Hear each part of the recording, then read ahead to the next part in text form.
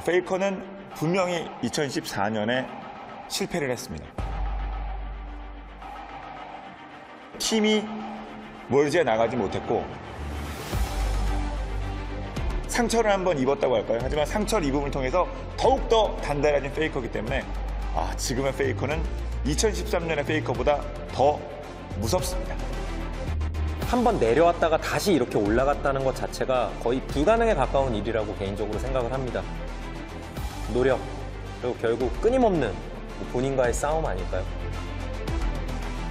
그냥 시즌3랑 지금이랑 비교하면은 그냥 여러 방면에서 뭐든지 더 잘하는 것 같아요, 그냥. 쿠타이거스는 SK텔레콤과 정반대에 있는 팀이라고 할 수 있죠. 왜냐하면 만든 지 1년도 되지 않았습니다.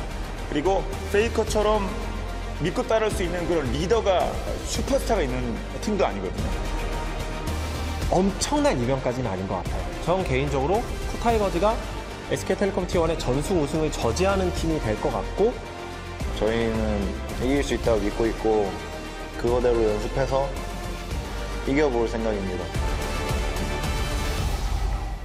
쿠가 분명히 대회 때 잘해서 나온 거겠지만 저희는 다른 팀과 다르게 쉽게 무너지진 않을 겁니다.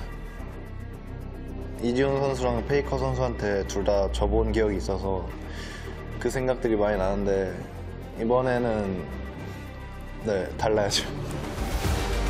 Part of the mystery of Faker is that no one really knows why he continues to be as good as he was, how he can have such a deep champion pool. No one's been able to emulate it.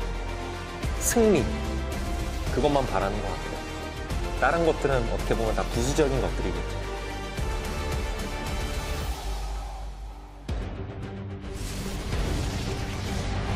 Faker wreaking havoc inside the base. It's time for SKT to make it to the finals undefeated. KOO will get themselves the ace, will get themselves the base, and will earn themselves a shot at the Summoners Cup in Berlin against SK Telecom.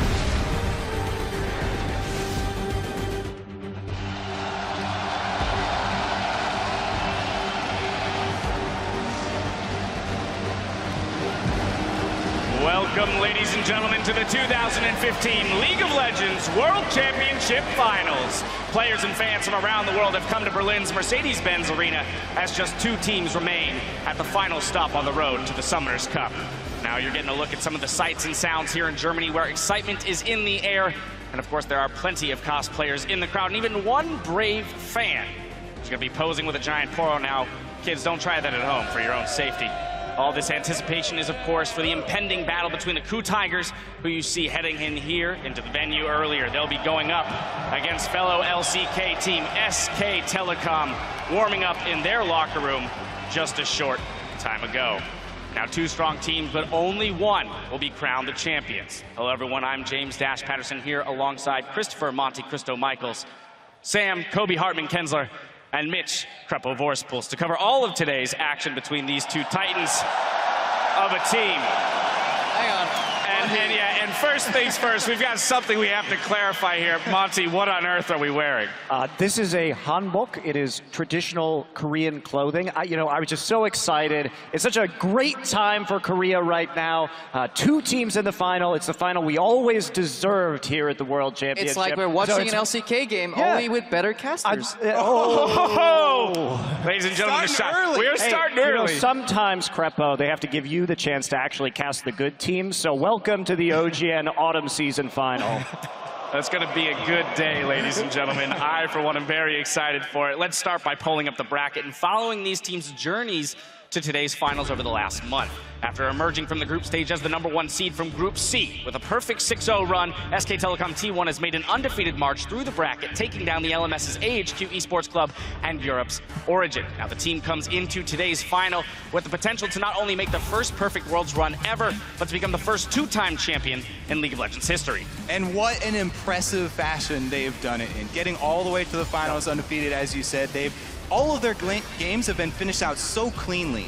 Yeah, there's maybe one game where SKT just wasn't as convincing against Origin, really, in terms of goal, but even then, their numbers, and we'll get to that later, are just astounding. they're well on track to become the most dominant world's performing team like in the history of League of Legends. Yeah, and even beyond the World Championship right now, they're on a 17-game winning streak dating all the way back to the regular season of Korea in the summer. All right, but we have to take a look at their opponents. The KOO Tigers climbed out of Group A as the second seed behind the LMS's Flash Wolves, but showed up big in the quarters and semis, taking out KT Rolster 3-1 and sweeping hometown favorites Fnatic to make it here to Berlin. And the story for these guys, making it all the way here, you know, after just forming the team, is just, they're so easy to root for. Yeah, I mean, they're coming in as underdogs, but I didn't even think they'd be in the finals. I think they've really performed well, particularly KOO has vastly exceeded my expectations coming into this tournament. Even Smeb, who did have a higher bar than KOO, he's even overperformed that as well. And a lot of people coming into the series against KT were just rooting for KT to make it out, but KOO rather convincingly swept that series 3-1 and then made it to the finals. Nobody really expected. Thank God China slumped a little bit, you know, made it a little easier for the KOO Tigers overall, but it's going to be, I think 3 games. To a degree, too, after the bracket stages were drawn, a lot of people looked at KOO's side of the bracket, seeing Fnatic and KT, and saying, this is the tougher side of the bracket. So they've had a pretty, you know, sincere road to the finals. They have definitely been tested, and they've shown a lot of diversity in styles, in champions, in strategies that they've used. So that might actually hurt them here because SKT have seen maybe a bit more. Now, of course, we won't be the only ones covering today's finals. You're going to get a look at our partners from China and Korea's OGN, who have made the trip to Berlin with all of the international teams to bring this event to fans and players in 20 languages around the world. So plenty of people out there enjoying the games. Now, of course, it's time, though, to head down to the stage and check in with someone who is no stranger to the League of Legends scene here in Berlin. Hello, Berlin! Wie geht es dir? I'm Evie, Shock supporter, and I'm very excited to be right here at center stage, designed to give you the best view of the games today as our finalists fight for the Summoners Cup. Now, whether you're with us here in person or tuning in from around the world, we've got you covered from every angle of the house. Now, with this setup and everyone here in attendance is also a real-life part of the action. So, ladies and gentlemen, are you guys ready for the 2015 League of Legends World Championship?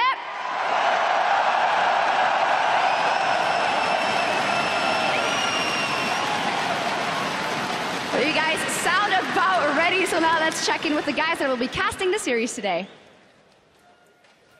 Thank you very much, Shocks. Hello, Berlin. I am Rivington Bisson III, and I am excited to bring you all of today's action with my partner in crime from North America, Joshua Jat Leesman, and the Danish Dynamo from the European LCS, Martin DeFiscio Lunga. Gentlemen, usually we come into a finals and you see who the best team in the world is going to be, but SKT approaches this finals already considered the best. Yeah, and the scary thing about it is how easy they have made it look on the road here, not dropping a single game. They haven't really shown a huge variety of strategies, 4 Rise games for Faker. Right. And the fact that they're defending world champions. So they have kind of a chance to be the first real League of Legends dynasty if they can get the second win here, which would be amazing. And then they take on a team who, before this year even started, were a bunch of misfits. Nobody really wanted these players on their lineups. We didn't expect a whole lot from KOO Tigers coming into the World Championship. We said it was the weakest Korean team. KT would be above them. We were really wrong because KOO Tigers showed up. That's the thing. Even during the World Championship, you weren't expecting it. They lost twice to the Flash Wolves in the group stage. Flash Wolves fell to Origin. Many people, pretty much everyone, was expecting Fnatic to beat KOO in those semifinals, but it was 3-0. They were even underdogs against KT in the quarterfinals. So every series they've gone to, they have looked to be the underdogs. Same story here, though. Well, they create the upset. There's no doubt this game would be monumental for KOO. By the numbers, SKT has this game at 10, 15, 20. We'll get into the stats as we go into the game, as we hopefully get 5 matches out of this one if SKT isn't bringing their A game. Have they even opened up Pandora's box yet? I want to see 5 games because we haven't had the 5-game season yet in the bracket stage, but I have a theory of every odd-numbered week brings excitement. First week, and it was like 6-3, then 0-10 in week 2. 2 European teams made it to the semifinal in week 3. Week 4, they went 0-6. This is the week for KOO Tigers to come back strong. This is the week for Smeb to show that he's the best top laner in the world. He's going to beat Mayan up there. In order for KOO Tigers to win this game, if he can do it, I think they can take it, but he really needs to play the best game of his life. Absolutely have to. Now, before we send it back to Dash and the gang for a look at today's matchup, SK Telecom T1 could be the first organization to take 2 world championships. So we take a closer look at the team then and now.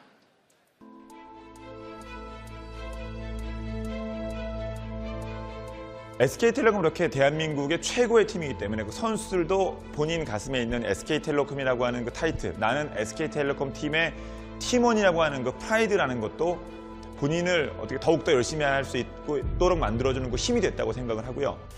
시즌3에서의 SK텔레콤 같은 경우 역시 최고의 팀이었는데요. 그때는 실패를 해본 적이 없고 물러서 본 적이 없고 좌절을 맛본 적이 없습니다. 항상 잘 됐죠. 꾸준히 이겨왔고. 2013 시즌의 SK텔레콤 T1은 다소 페이커 그리고 피글렛의 캐리력에 좀 기대는 부분이 있었어요. 그래서 임팩트, 뱅기 그리고 그때 당시 푸우만두는 팀을 서포팅해주는 그런 롤에 좀 치중된. They were very much a scrappy, pick-oriented team. They would play a lot of assassins, have these flashy individual plays, but they weren't necessarily the smartest team. They weren't the best strategic team. They just had a wide array of talent. Yeah, we got to introduce you guys to Faker if you haven't seen him already, because he might be just the best mid laner in the world.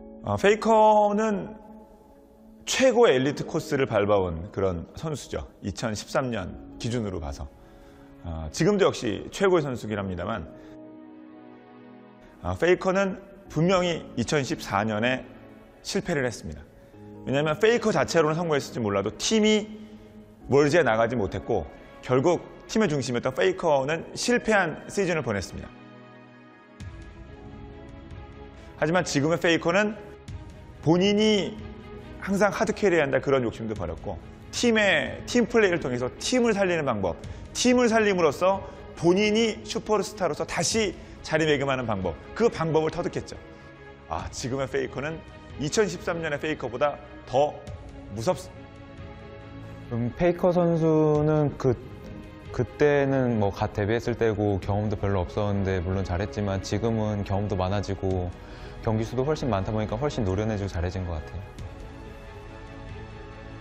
저는 이번에 SKT가 우승을 하든 우승을 하지 못하든 그거는 크게 중요하지는 않다고 봅니다. 이미 페이커는 전 세계 유일무이한 존재고 다시는 등장하지 않을 그런 스타라고 생각해서 Right now, mid lane turret also goes down. The flash engage from Faker. Yeah, there's the Rune Prison in there. All of the spells, all of the time. Faker, the 1v1 against Pawn. Returning to the stage, your 2013 world champion. Lauren just eviscerates. It's an easy who gets it. Bang, bang, he wants to shoot this. It's time for SKT to make it to the finals undefeated. Fast forward to now, and it's less about those flashy plays and more about dominance on the map, dominance in the macro game. In Season 3, it was a lot about Piglet and Faker, whereas now it's much more about Marin and Faker, and Bang is more of a reserved role within the team than the AD carry used to be. They still have that same level of individual skill, but the strategy has gotten much, much better through experience with a lot of these players. 일단 시즌3랑 지금이랑 비교하면은 그냥 간단하게 말해서 그때는 지금보다 못했던 게 맞은 것 같아요. 한번 내려왔다가 다시 이렇게 올라갔다는 것 자체가 거의 불가능에 가까운 일이라고 개인적으로 생각을 합니다. 이게 가능했던 거는 아무래도 정답은 되게 단순한 것 같아요, 의외로. 노력, 그리고 결국 끊임없는 본인과의 싸움 아닐까요? 이게 되게 단순해 보이면서도 실제로 이걸 못하는 선수들이 훨씬 많습니다. 지금의 시즌5 SK텔레콤은 시즌3의 승리 이후에 큰 패배를 맛봤습니다. 시즌4에서는 특별히 우리가 기억나는 건 한 적이 없고요. 시즌5 초반에도 역시 우리에게 실망을 안겨줬습니다. 그리고 기대를 했던 MSI에서 또 큰 좌절을 맛봤죠. 실패를 맛보고 그 좌절을 딛고 일어나고 그 어려움을 해결을 하고 이 자리에 다시 우리에게 나타난 SK텔레콤이기 때문에 시즌3의 SK텔레콤보다 시즌5의 SK텔레콤은 더욱더 강하고 더욱더 확실한 승리를 만들어내는 것 같습니다. A brief history lesson for you there about SKT. I mean, the organization itself much bigger than that, and we'll get right down into that. As we close into Game 1, let's look at how these teams have performed historically, starting with SKT. Yeah, let's definitely start with SKT because this is a team with such a storied history of esports success. You know, it's not even just Korean esports, and not even League of Legends. Before League of Legends even existed, over a decade of StarCraft success with famous players such as Slayer's Boxer. And then when transitioning to League of Legends in Season 3, they were able to win the World Championship within 6 months of forming the roster. Well, I mean, that's just how it has been with SK Telecom. They are the premier esports organization within Korea. They always have access to the top players. Everyone wants to play for this team. So it's led to a long, many years of success and many years of dominance in many titles. Right, and then of course, if we narrow the microscope to just this year as a team, their record has been absolutely phenomenal, spring through summer, and only getting better, Monty, as the year has gone on. As you mentioned, that 17-0 streak that they're currently on in terms of games. Definitely agree. I mean, the way with which they've done it too. Not only are they undefeated here at Worlds, but they've done it so quickly and so cleanly that they really haven't left much room for teams to try and develop the counter strategies. Yeah, and they've been building this up all year. If they look at spring, they went 29-11, summer 38-6. So over time, they're winning more, losing less. At Worlds, that trend only continues. Haven't dropped a single game. They maybe trailed behind in goal at 10-20 once this entire tournament. Nobody's even ready to challenge SKT. Yeah, it's not winning more or losing less. It's winning more or losing none now, which is a great trend. That's exactly where you want to be. There have really been only two kinds of teams here at Worlds: SKT and teams that lose to SKT. Maybe teams that haven't played them yet. Right. It's very easy categorization. Well, of course, then, too, we do have to look at the fact that they have only lost 2 series this entire year. The first one, EDG at the Midseason Invitational, and the second one, CJ Entis in the LCK Summer Split. So from a series standpoint, when you ignore their, minimal losses here and there, only 2 series dropped in an entire year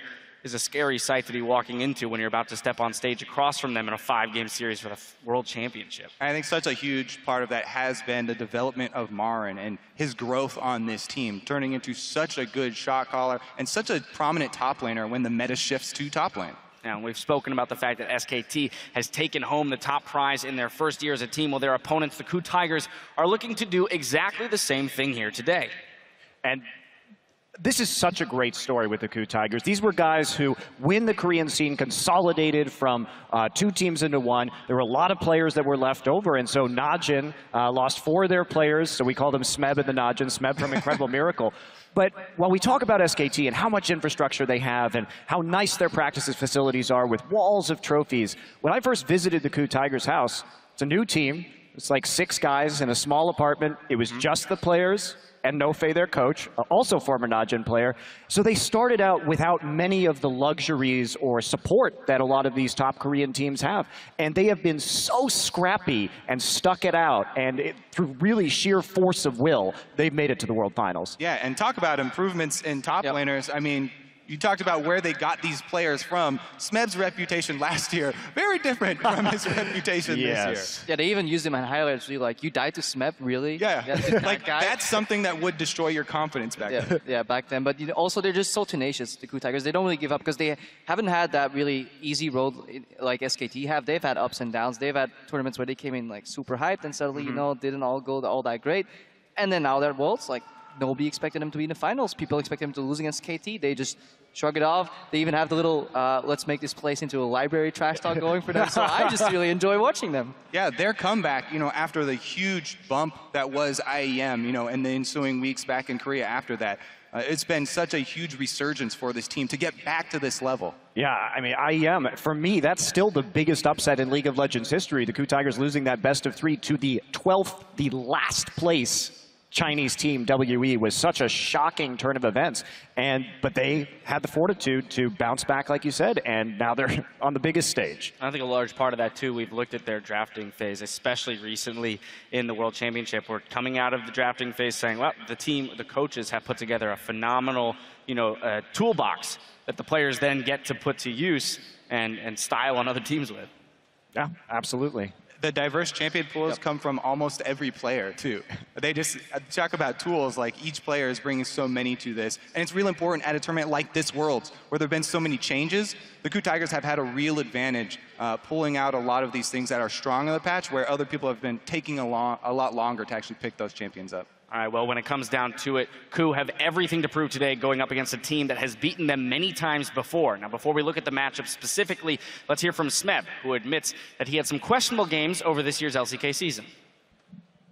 제가 SK에서 너무나 많은 경기에서 그런 약한 모습을 많이 보여줬어요. 그리고 저 자신도 그렇게 생각하고 있고, 그래서 그런 평가에 대해서는 저는 당연하다고 생각해요. 그리고 그 평가들을 이번에 좀 엎을 수 있는 그런 기회라고 생각하고, 저는 아린 선수가 지금 정말 새 채탑에 좀 근접해 있는 선수라고 생각하는데, 결승전에서 그런 선수를 이긴다면 정말 더 기쁠 것 같아요.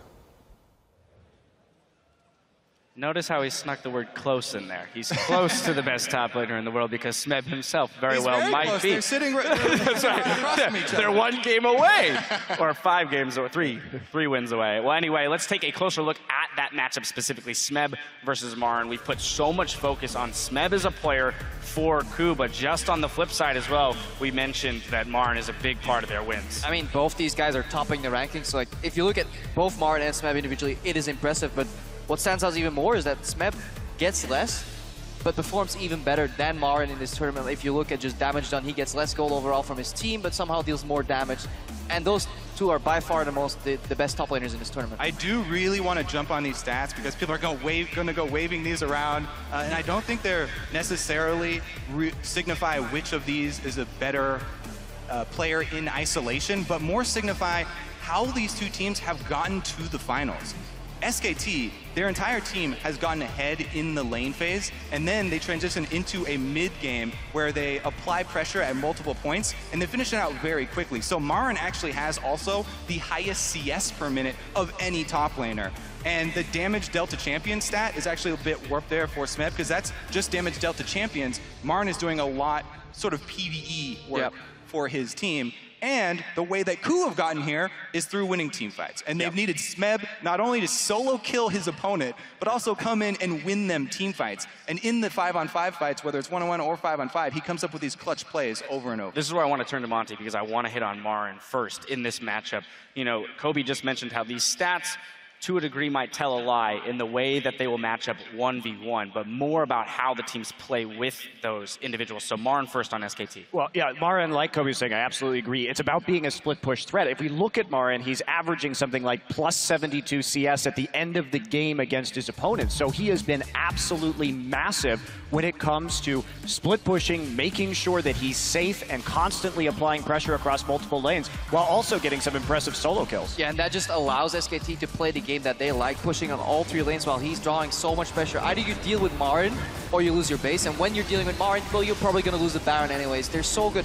Every time you should keep your eyes when SKT is almost grouping, he peels off immediately to another lane, whether it's mid or top, keeps up the pressure. He doesn't wait for those waves to stack up and come in. No, continuous pressure. He spends so much time on the enemy side of the map, and the fact that he can do that while not getting caught very often, that is the most impressive part for me, because they don't have that many wards placed out for him. It's purely game sense. I really want to hammer home this point on Marin, just because a lot of viewers, everyone's so used to watching these games with both teams' vision revealed.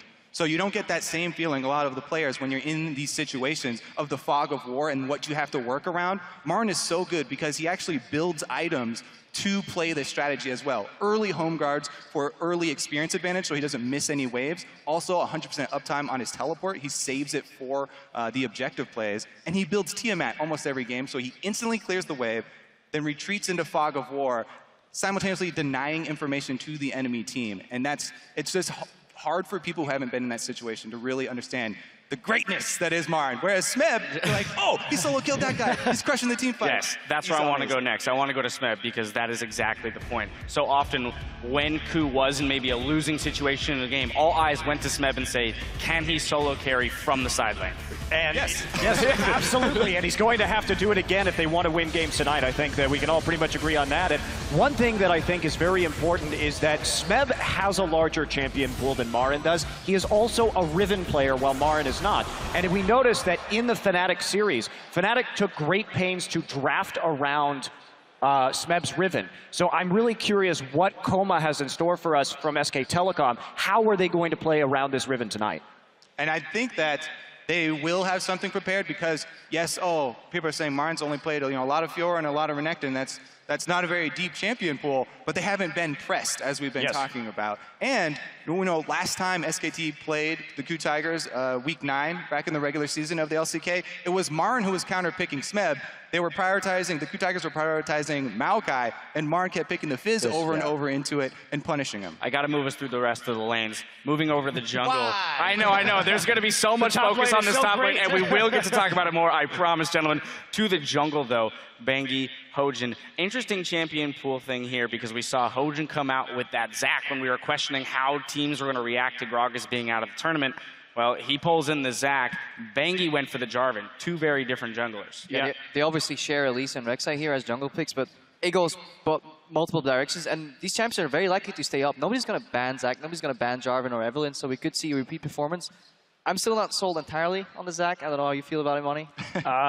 I think it's great for team fighting, but it did show a lot of weakness in the early game, because I think the Zac combined with Hojin's style of jungling leads to some problematic underfarming. Hojin finds really creative ways to get behind an experience while still not... Well, okay, so team fighting, a very important thing for the KOO Tigers. Moving to the mid lane, though, I want to focus on KOO, because we have pointed him out as a possible weak link for the team, but really, he's been but he has been overperforming this tournament. He's been performing very well. The only sad part, or the bummer for him, is the fact that he's going to have to go up against either Faker or Easy.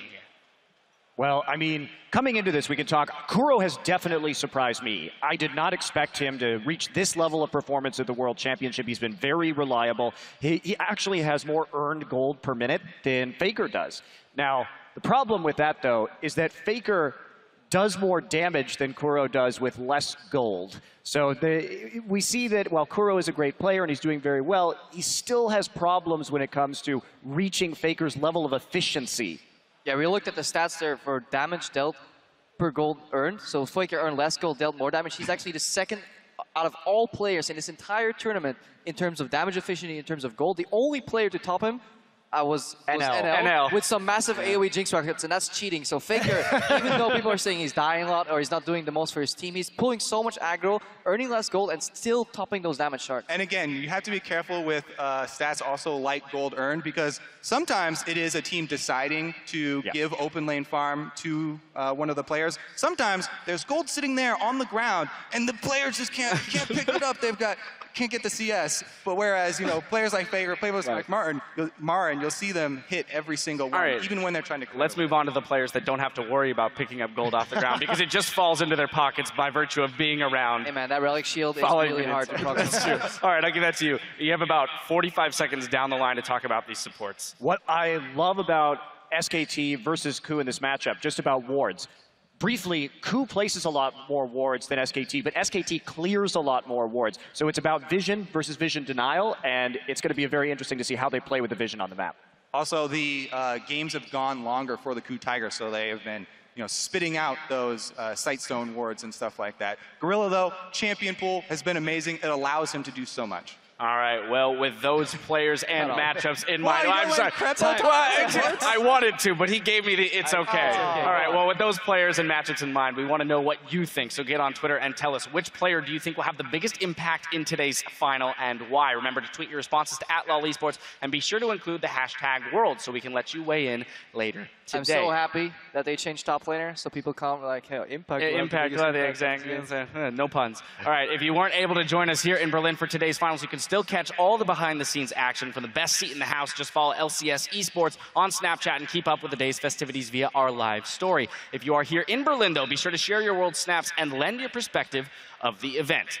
Now, of course, the time is almost upon us for these two teams to do battle for the Summoners Cup and the title of World Champion. So let's take a look around the venue where our finalists will hit the Rift. And guys, I mean, this venue is absolutely insane. The setup for it, and there, it's very loud. Coming to live events in giant stadiums like these, filled with esports fans, never gets old. This is absolutely my favorite part of the job. Yeah, we stood overlooking the venue earlier, just watching the crowd filter in, and I was talking to Kobe, and it's like, you know what, this job ain't so bad. It ain't so bad. It's still 9 to 5, but you know what? I can get used to this. I mean, I have to say that this being my first World Final, it's absolutely a special one, and as you